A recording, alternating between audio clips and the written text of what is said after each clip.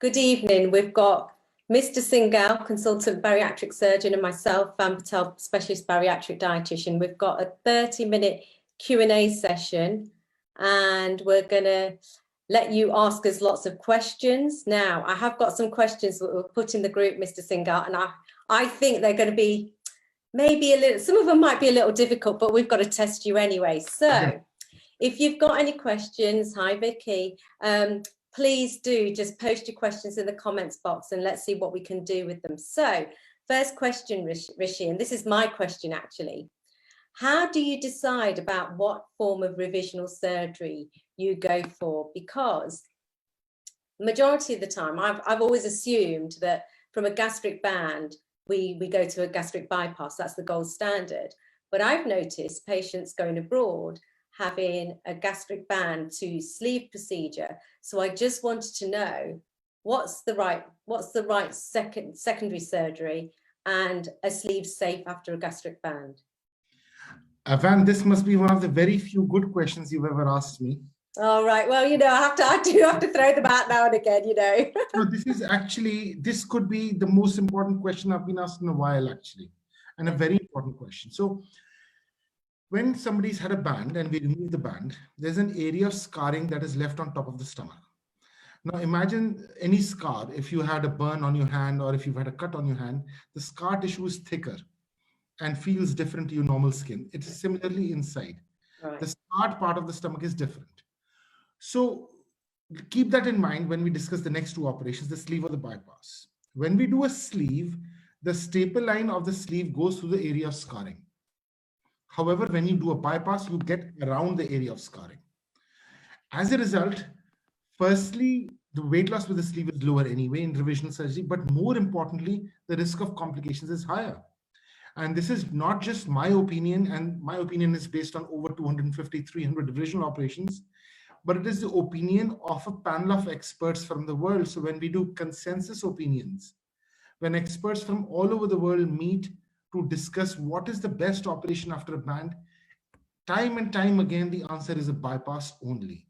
Not only because it has the best weight loss, but because it is also the safest operation once you've had a band removed. Right. Sleeve is preferred by surgeons who want to do a quick operation because it is slightly quicker, and surgeons who cannot do a bypass. There are very rare indications of doing a sleeve after band, such as a patient with a Crohn's disease or some other kind of small bowel problem where you cannot do a bypass. Right. I may have probably done a couple in my career so far only, and only because I did not have any other options. Right, right. So it is, the gold standard is gastric band to gastric bypass, unless if there's a problem. Yes, and then the second operation you can talk about is this conversion of a sleeve, because we do see failed sleeves, especially from patients who've traveled abroad.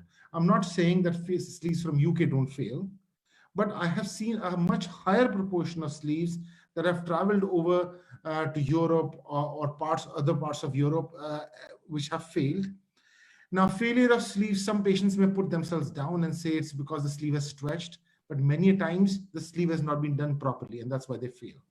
Right. After a failed sleeve, the option is usually only a mini bypass. And I'm sure Van will tell you that we tried doing Roux-en-Y gastric bypass or the standard bypasses after sleeve. You just don't lose enough weight with that. It has one size doesn't fit all. After a band, the standard bypass is probably good enough. But after a sleeve, the standard bypass doesn't work. You have to do a mini bypass that will get you the weight loss. Right, okay, right. And just following on from that surgery, I know some patients where you've operated on that have had a previous sleeve and they've had a bypass or a mini bypass. And when I've assessed them, they've been convinced they've stretched their sleeve. And I've been trying to convince them they're not actually working with their surgery, or it's something to do more with the hormonal effect. And when you've operated on them, you've told them the stomach was a good small size. It's not been stretched. So another question I want to ask, and I think this is a question that's from the last Q&A that we did, and I think it was my question I didn't get a chance to ask, so I'm getting my questions in, but they'll be good for everybody.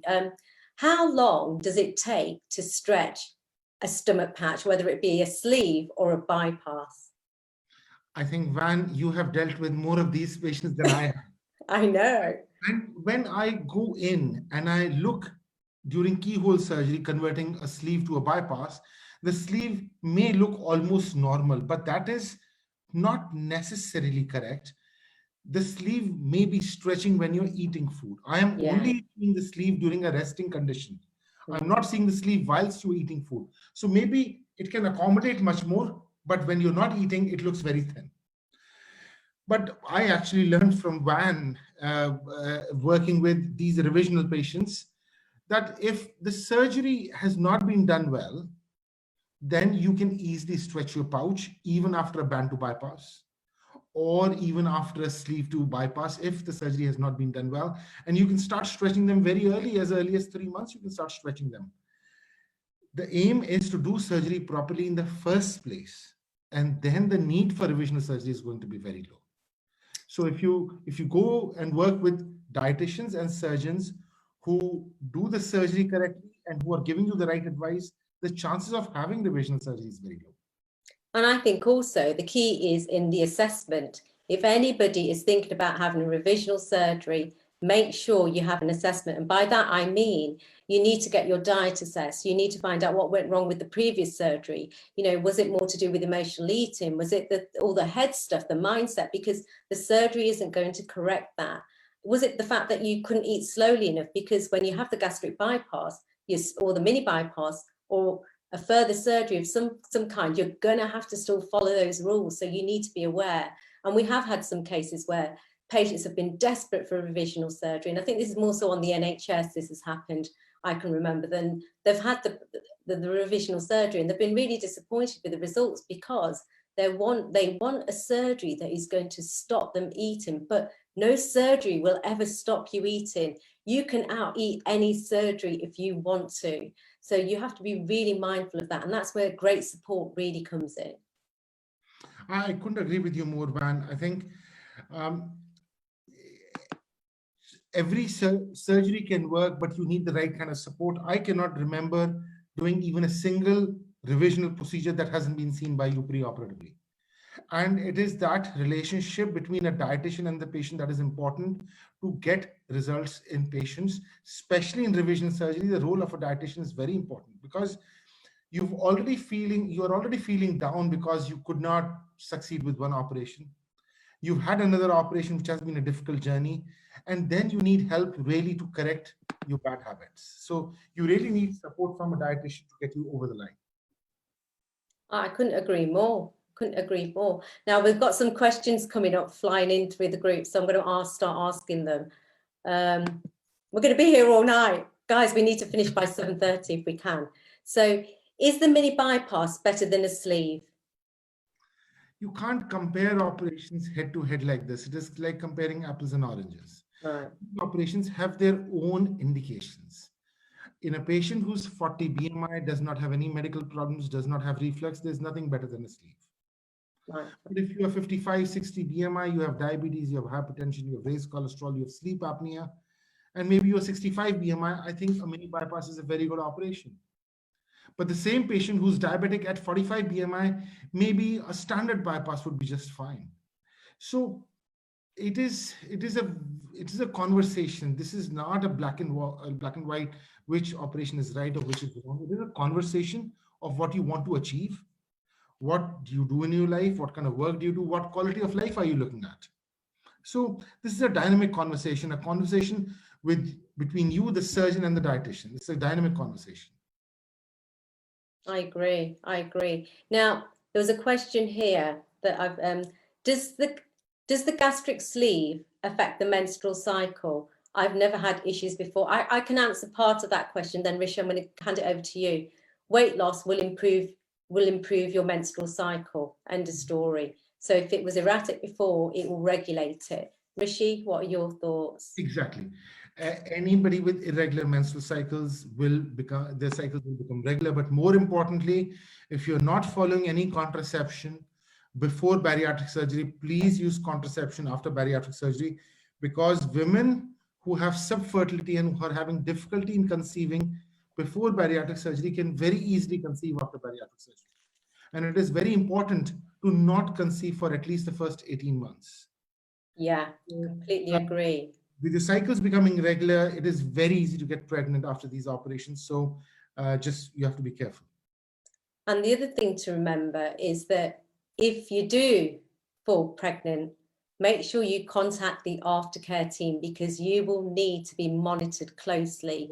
You may need to have your bloods a little bit more regularly. You will definitely need additional nutritional supplementation. So if you do fall pregnant before those 18 months, and it has happened, we've had patients fall pregnant 4 weeks post-surgery. That's why you've got to be really careful about contraception after surgery. So, do contact your aftercare team, because we will be able to manage you. So don't panic. It's just the fact that when you lose weight rapidly in the first 6 to 12 months and you haven't got enough nutrition to feed you and the baby. However, if we know that you're pregnant, we can support you and give you the correct advice, which might be very different to the standard advice that you would have after weight loss surgery. I think if you do fall pregnant after bariatric surgery, you need somebody like Van, who's a nutritionist and a dietitian at the same time.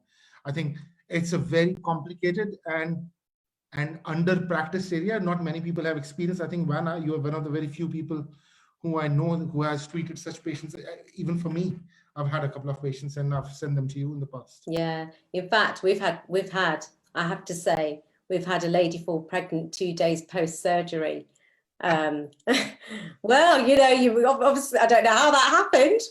Well, but it does happen. So we have to be really careful, and we have to make sure, you're supported. So yes, be careful about pregnancy post-surgery, and yes, weight loss improves your menstrual cycle. It regulates it better.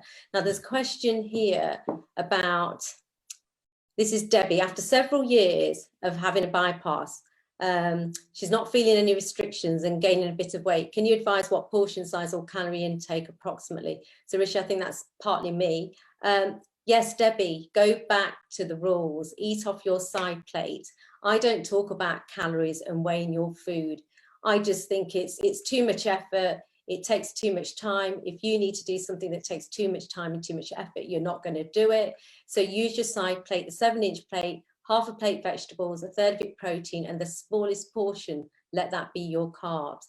Go back to eating denser textures. Make sure you eat extremely slowly. Go back to the information that you were given when you first had the surgery. If not, book in for a discovery call with me, and let's see how we can help you, Debbie.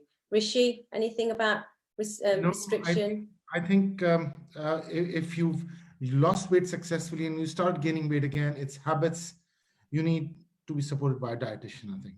Yeah, no, absolutely. Now, Tracy says, not lost any weight for 2 months, not eaten a lot, and lost pain under my rib, diagnosis with gallstones. So if the pain is on the right-hand side, Rishi, and the patient's right, it's likely to be gallstones. And I always say if it's more central and to the left, it could be ulcers. I would go with that, yes. Yeah, I've learnt a thing or two off you. Yeah, okay. Tracy said, not had blood since December 2019, not had B12 since May. So Tracy, you need to make sure, if you've had a bypass, you need to have your bloods annually. So on the anniversary of your surgery, every year you must get your bloods done by your GP. B12 injections every 3 months, and that is a must. Since I said, do you recommend a portion plate? Not always. I think start off with your own side plate and just balance it out according to the rules that I give you. Now, I can't get these comments up. So I'm going to ask you some of the questions that were in the group. So somebody said, do patients have to isolate after bariatric surgery? Every surgeon has their own ideas about it. I'll tell you my own ideas, Okay. and I'll tell you what the NHS's ideas are or the government's idea are.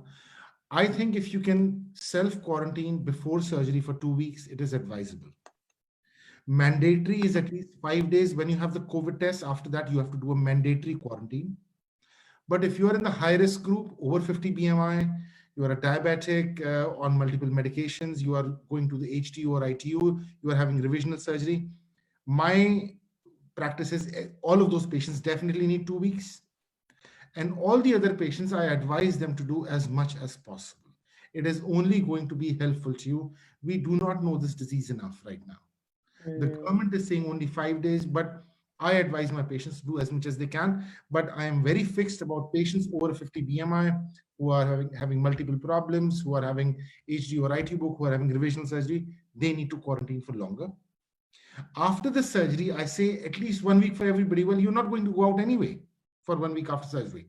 So you may as well quarantine properly, and maybe 2 weeks. I mean, I say just quarantine for the entire 6 months, more or less, and maintain self-isolation or social distancing. It is important. We just don't know. Yeah, no, it is. And I think, you know, the rates are going up, so we have to be very mindful about how we're looking after ourselves. So I completely agree with you, Rishi. Right, another question. This is Nyesha. I'm 6 days post-op banned.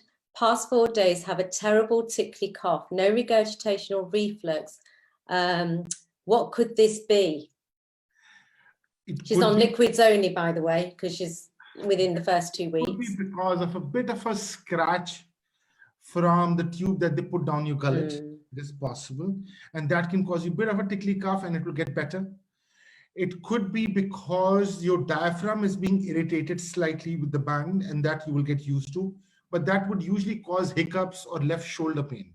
Right. Tickly cough could be mainly because of a slight erosion or slight cut because of the tube that was put into your mouth to make you to put you to sleep, and that's it. It should. Right. So it's nothing too much to worry about at the moment. Not really. Okay.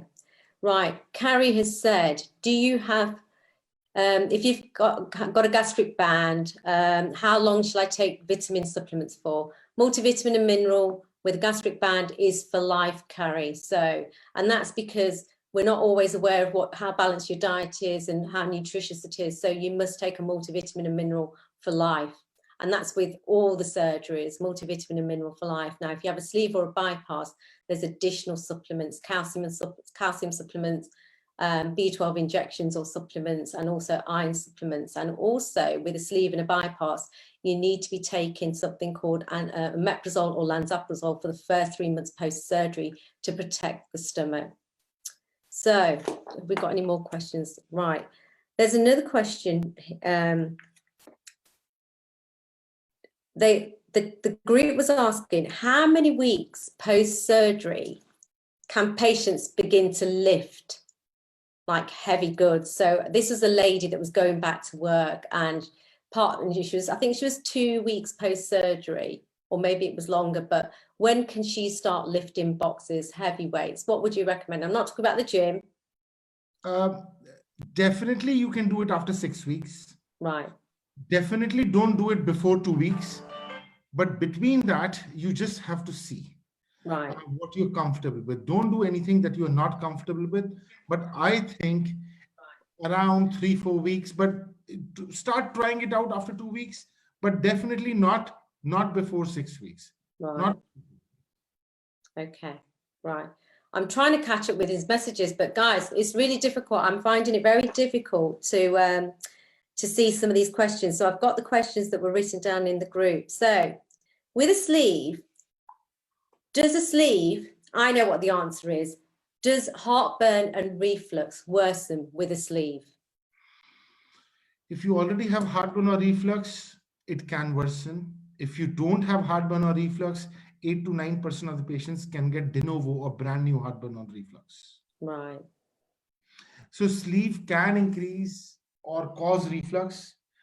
Despite that, I still think the quality of life with sleeve is probably very good, much better than bypass sometimes. So I think it's a dynamic conversation. Again, you have to discuss with your surgeons, you have to discuss your symptoms, discuss the risks of everything. I have done sleeves in lots of patients who have mild reflux and their reflux improved. It is the judgment of whether I think the reflux is because of weakness of the muscle or because of obesity. Yeah, I was about to say. People improve. But that's a dynamic conversation you need to discuss with your surgeon and really understand and let him guide you in the best way possible. Right. Okay. Vicky's got a question here. Will the scarring on the stomach caused by the band be as bad if the band has been empty for the last 3 years? So if the band is empty, will the scarring improve? It will be better, but it does not mean that we can, that I still think the sleeve is safer. I won't. I would still go for a bypass, but yes, you are right. The scarring will be slightly better, but I will still do a bypass if there's no contraindication to it. Right. Okay. Another question that was in the group was, when a patient's had bariatric surgery, how much time should they have off work post-surgery? Sorry? When patients had weight loss surgery, how much time, sick leave, should they have after surgery? 7 to 10 days, I think, is more or less enough. And it also depends on What the kind of role work that they you do. What are your social circumstances? What are your personal circumstances? Give it time. This is a life-changing event. As I was told by one of my colleagues in the past, that you can change your partner, but you cannot change your operation so easily. So, You do come out with your one-liners, don't you? if you were getting married, you won't say, oh, well, how long should I take the leave for? You give it time. Yeah. This is probably a bigger event. So give it time, give it at least 2 weeks. Right, at least 2 weeks. Okay. Now, I can't see some of these questions. Rishi, can you see any of the questions on the Facebook I can't see anything group? at all. When I see you, I but can't then, see anything else. have you got your glasses on? Well, I don't need glasses. Okay, so I've got some questions. So when a patient comes to see you, well, are you doing virtual consultations at the moment? Yeah. Right, okay. So how do you assess them? So let's say we've got lots of people here in the group that are thinking about weight loss surgery, and if they're not watching it now, they're going to watch it back. What sort of questions should they be asking about surgery? I think I must say I'm surprised how well virtual consultations are working. I'm quite pleased I'm doing virtual consultations because it is safer for the patient. I think we need to keep you safe. Obviously, I can assess almost everything by knowing your BMI and your medical problems. So we'll assess those on the phone. And before I speak to you, you'll be spoken to by a patient care coordinator who will take your history in detail, get anything, any medical notes from you that are required to help me make an assessment. But I think you have to have a very informal conversation, at least with me. You need to be able to ask anything that you want to ask. How will it affect your personal life? How will it affect your social life? How will it affect your sexual life? Whatever you need to ask me, you should. You don't want to end a consultation thinking, oh, I wish I had asked this. So I won't say that there are any particular kind of questions. Anything that comes to your mind, you have to ask. It's a big event. And sometimes I think my consultations take longer than my surgery. I mean, a sleep could take 30, 40 minutes.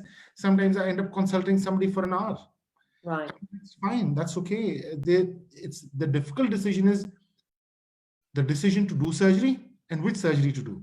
Doing the surgery is very easy. So that's not the problem.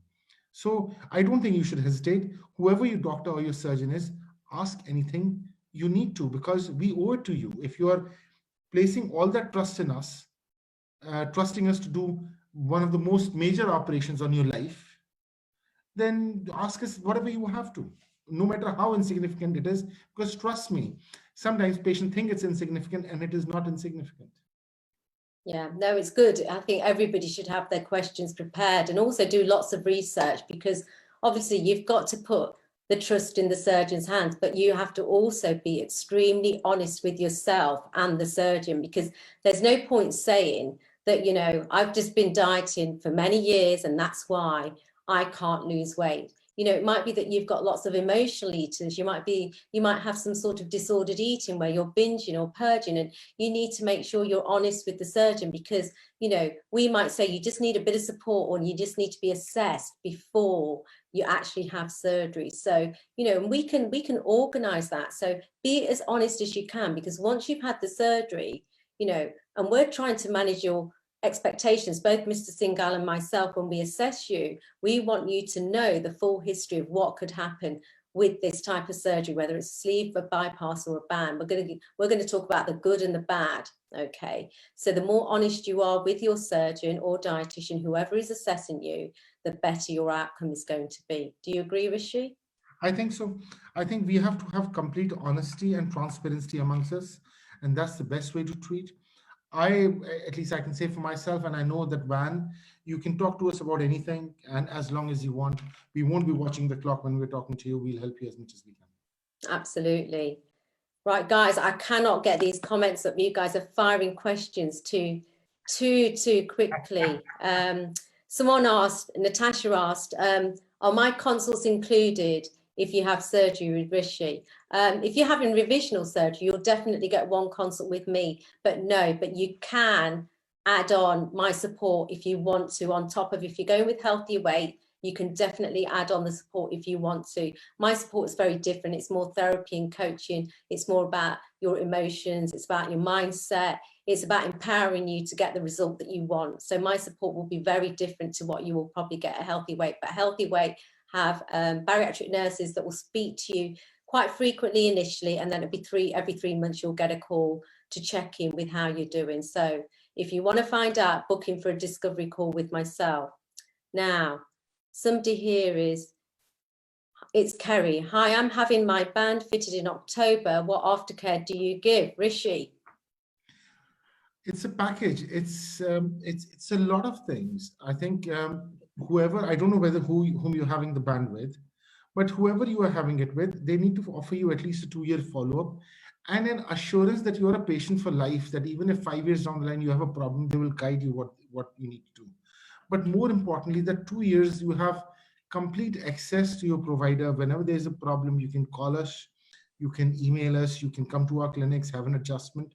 And I think that is the least anybody should be doing. So I think that should be a part of any package. No, I agree. With most companies, you will get a 2-year aftercare. Mine is different. Mine's usually add-on support, because if you've had surgery in the UK, the likelihood is wherever you have had surgery, you're going to get some support. So mine is an add-on to that. Now, if you're thinking about having surgery abroad, then you're not going to get any aftercare, and that's why surgery abroad is a lot more affordable. So I can provide that support. So if you are thinking about that, and we have spoke about surgery abroad with Mr. Singhal before, then you will need support once you get back, because support, and I'm sure Rishi will agree with this, is one of the key factors with the results that you're going to get. Okay, so it's really, really important to have support and access to a team if you can. You are right. I've always been skeptical about surgery abroad. One, they don't have a good package. They do not support you. But more importantly, there is no responsibility on the part of the surgeon of managing complications. I've seen so many patients who land here at the airport and are straight to the hospital, and they are under my care for 3 to 6 months to sort out complications for operations they've had abroad. So in the first place, I know it is expensive in UK, but there's a reason it is expensive. Do not go abroad, especially in the times of COVID. Do not go abroad. You may get more than you bargained for. Okay, I'm not going to comment on that, because I look after a lot of patients that go abroad, but it's price driven. If there was a way we could make surgery more affordable in the UK, I think that would be fantastic. But one of the, aftercare costs a lot. Renting rooms, hiring theatres, there's a lot of costs involved. So, but we won't go into that. We won't start something off.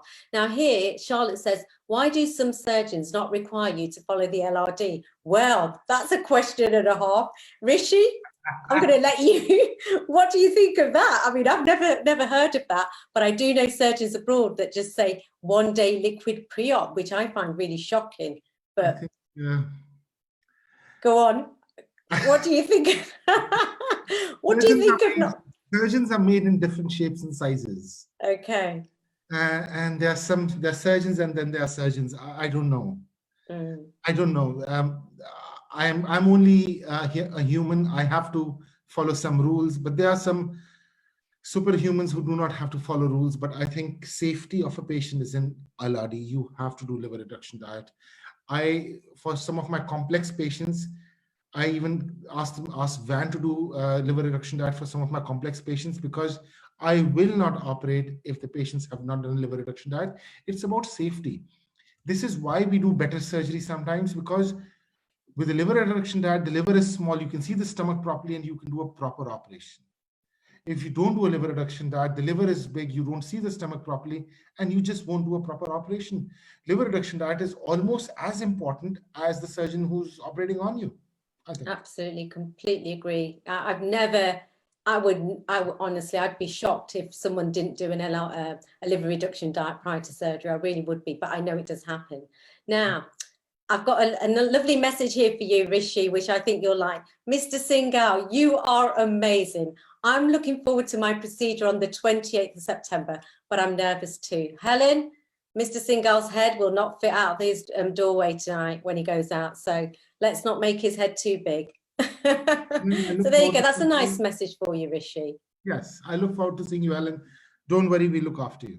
Yeah, no, he definitely will. Now, Jade said, how long would you do the LRD for? Minimum 2 weeks. I always say the higher the BMI, do it for a bit longer. So on average, it's usually 2 weeks. Now, sometimes when we get cancellations for surgery, you might just have 7 days now. And if that's the case, I generally try and recommend, if you've only got 7 days, do a liquid only liver reduction diet, because I know they will work. Okay, so, but it's really important when you follow a liver reduction diet, the night before your surgery, don't have your food funeral, because that liver will soak up all the nutrients and it will inflate back to its normal size. You must keep to the liver reduction diet until the day of your surgery. Okay, so Beth here says, what does the B12 do or prevent? Why is it needed? So B12 is needed. You need an injection every 3 months. Now, B12, if your levels are low, you'll have problems with your nervous system. You'll develop cracks on your tongue. You know, you need B12 to function pretty much for the nervous system mainly. So that's why you need B12. Now, people that have B12 deficiency might have problems with their eyesight, their memory. They'll find that they get a tingling in their hands and feet, the nervous system, and that's the nerves not working as they should do. So this is why vitamin B12 injections are really important. Now, sometimes when you go and see your GP and you've had your blood test done, they'll look at your B12 and think it's within range. Now, and they'll say you don't need your B12 injection, but you do, because when we check B12 levels, we're not actually checking the active amount of vitamin B12. And the reason why we don't do that is because it's an expensive test. So all bariatric patients that have had a sleeve or a bypass should have extremely high levels of B12 in their blood if they're responding to the B12 injections. So B12 injections are needed every 3 months. Right, I think we're hitting 7:30, and oh, there is a question. Helen said, how much weight do we need to lose on the LRD? How much do you expect patients to lose, Rishi, on the LRD? Expect firm commitment. Some patients lose more weight, some patients lose less weight.